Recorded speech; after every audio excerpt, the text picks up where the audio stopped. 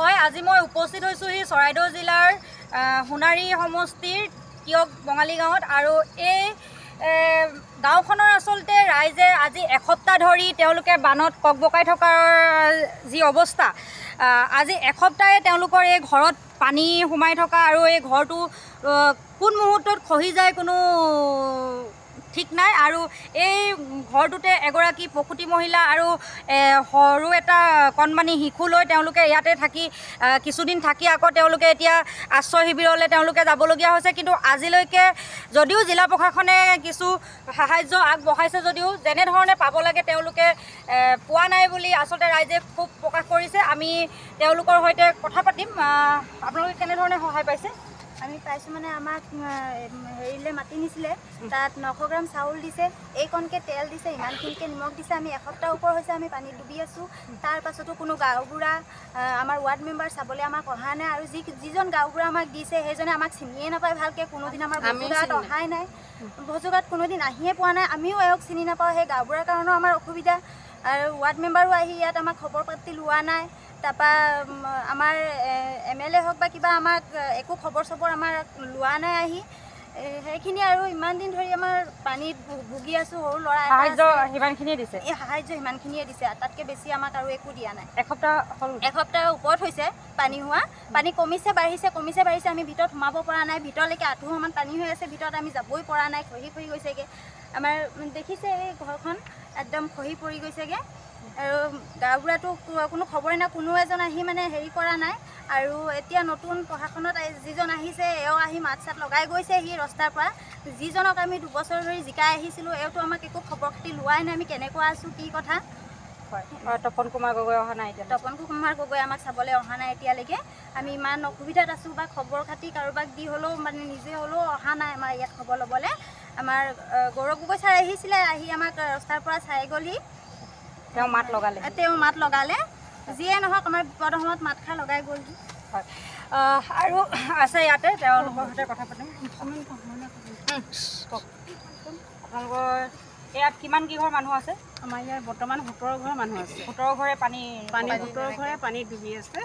বিশেষকৈ দুঘৰমানটো একেবাৰে ওলাবও পৰা নাই এটা পানীৰ পৰা। আৰু সেইকেইঘৰ মানুহক খোৱা মেলা সাহায্যটো তেনেকৈ নায়েই। ইমান অসুবিধা, পানীৰ অসুবিধা, পানী বিচাৰিলেও পানী আহিবলৈ টান। পানীৰ কাৰণে কাজিয়া কৰে, পানী ঘৰে ঘৰে দিব নোৱাৰোঁ, শিবিৰত দিম। 3 পেকেটকৈ এঘৰ মানুহক 3 পেকেটকৈ পানী দিয়ে, তাতকৈ বেছি নিদিয়ে। আৰু সেইটো লৈ আজি কাজিয়াও হৈছে সেই পানীৰ কাৰণে। আৰু গাঁওবুঢ়াটো বিশেষকৈ আমাৰ ইয়াত গাঁওবুঢ়া নাইকিয়া। গাঁওবুঢ়া এজন আমাক বিশেষ গাঁওবুঢ়া লাগে। যিজন গাঁওবুঢ়া দিছে আমি চিনি নাপাওঁ, গাঁওবুঢ়ায়ো আমাক চিনি নাপায়। আৰু আগতে আমাৰ ইয়াত চন্দন নামৰ ল'ৰা এটা আছিলে গাঁওবুঢ়া, তেওঁ গোটেই পূৰ্বপুৰুষেই গাঁওবুঢ়া। কিন্তু আমাক তেওঁকহে গাঁওবুঢ়া এজন লাগে, ওচৰৰ হয়, আমাক সহায় সহযোগ কৰিবলৈ কাৰণে। বা আজি তাৰ নাই, বেচেৰা তাৰ হাজিৰা কৰে, হাজিৰা কৰিও সি আমাক এসাঁজ ভাত খাবলৈ দিছে। আমি ইয়াত মাদ্ৰাছাখনত বনাই আমি খাবলগীয়া হৈছে। জিলা প্ৰশাসনৰ পৰা আমাক কোনো অহা নাই, খবৰো কৰা নাই। খবৰ কি ৰাস্তাৰ পৰা আহিছে, আহি চাইছে গৈছে, তেনেকুৱাতো আমাৰ কি সহায় কৰিব? কোনোবাই বিস্কুটৰ পেকেট এটা আনি দিলেও আমাৰ সহায় হয় বোলে, নহয় ল'ৰা ছোৱালীক বিস্কুটৰ পেকেট এটাকে আনি খুৱাইছে। তেনেকৈ বুলি 1 সপ্তাহ হ'ল আজি পানীত ডুবি থকা। আমি কিমান বহুত অসুবিধা, মানে বহুতেই অসুবিধা হৈছে আমাৰ। হয় আৰু এগৰাকী বাইদেউ আছে। আমাৰ গতিটোতো দেখিছে চবৰে এনেকুৱা একেটা দুৰৱস্থা হৈ আছে। তাৰপিছত বিশেষকৈ এইটো ভজু পঞ্চায়তৰ 4 নং ৱাৰ্ডৰ ভজু দিয়ক বঙালী গাঁও আমাৰ এই জেগাডোখৰ নাম। আমাৰ নৈখন মানে ওচৰতে আছে আৰু নৈখনত কোনো মথাউৰি নাই। আৰু প্ৰত্যেক বছৰে আমাৰ পানীটো বাঢ়িয়ে থাকে, বাঢ়িলে আমাৰ চবৰে এনেকৈ দুৰৱস্থা হয়। গতিকে চৰকাৰে আমাক যাতে এই দিচাং নৈখনত মথাউৰি এটা দিয়ে যেন লাগে। আৰু আমাৰ ইয়াত লোকেল গাঁওবুঢ়া নাই। যিজন গাঁওবুঢ়া আছে আমি তেওঁক চিনি নাপাওঁ, দেখি নাপাওঁ, আমাকো তেওঁ চিনি নাপায় আৰু বহুত দূৰত। আমাক বহুত প্ৰব্লেমো হয়। গতিকে আগতে চন্দন নামৰ এজন গাঁওবুঢ়া ইয়াত আছিলে, সেই তেওঁকেই আমাক গাঁওবুঢ়া পাতিছিলে নেকি? যিহেতু ইয়াত দেখিবলৈ পোৱা গৈছে এগৰাকী প্ৰসূতি মহিলা আছে। প্ৰসূতি মহিলা আছে, কিন্তু স্বাস্থ্য শিবিৰ পতা নাই। কোনো অহা নাই? কোনো অহা নাই। এনে আহিছে আৰু ৰাস্তাৰে চাই গৈছে। আৰু বেমাৰীও আছে, ৰোগীয়া মানুহ আছে আমাৰ কিন্তু কাকো চাবলৈ নাই অহা।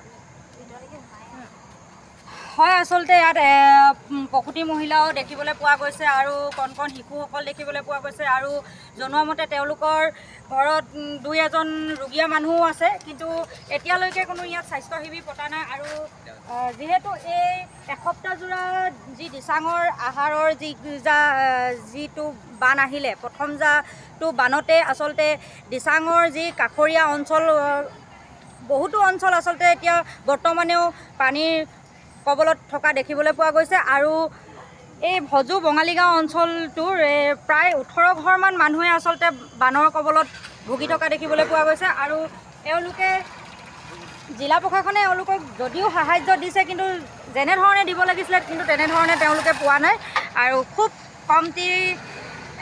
কম বস্তুতে তেওঁলোকে দি পিনি তেওঁলোকৰ নিজৰ দায়িত্ব সামৰা দেখিবলৈ পোৱা গৈছে আৰু এয়া আচলতে জিলা প্ৰশাসনৰ এক গাফিলতি বুলি ক'ব লাগিব যিহেতু এতিয়া বানৰ কবলত সকলো ৰাইজ পকপকাই থকা দেখিবলৈ পোৱা গৈছে এনে সময়ত আচলতে জিলা প্ৰশাসনে তেওঁলোকে যিমানখিনি পাৰে সিমানখিনি সহায় কৰিব লাগিছিলে যিহেতু তেওঁলোকে কৈছে এঘৰ মানুহত পানী 3 পেকেট দিয়ে 3 পেকেট পানী যথেষ্ট কেতিয়াও নহয় আচলতে পানী নহ'লে মানুহৰ কেনেদৰে মানুহে যিহেতু কোৱা হয় যে পানীয়ে প্ৰাণ আচলতে কেনেকৈ জীয়াই থাকিব এয়াও কিন্তু এক জিলা প্ৰশাসনে আগন্তুক কেনেধৰণে তেওঁলোকে দায়িত্ব লয় এয়াও কিন্তু এক লক্ষণীয় বিষয় হৈ পৰিব আৰু চৰাইদেউৰ পৰা মই পৰিস্মিতা ফুকন এনিভাৰত 24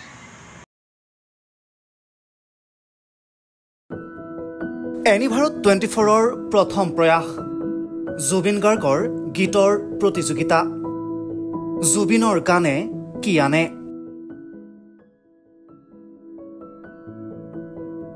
অডিশ্যনৰ বাবে যোগাযোগ কৰক 8638661821 আৰু 8812831556 নম্বৰত এনিভাৰত 24 উদ্যোগত এটা নতুন সংগীতৰ প্ৰতিযোগিতা আয়োজন কৰা হৈছে য'ত মোৰ গানৰ প্ৰতিযোগিতা হ'ব আপোনালোকে তাত প্ৰতিযোগী হিচাপে আহিবলৈ পাৰিব আৰু মোৰ ফালৰ পৰা আন্তৰিক শুভকামনা জনাইছোঁ আৰু অনুষ্ঠানটোৰ নাম হৈছে গানে কি আনে সকলোকে মৰম জনাইছোঁ সকলোৱে আহক ইয়াত অংশগ্ৰহণ কৰক thank you very much love U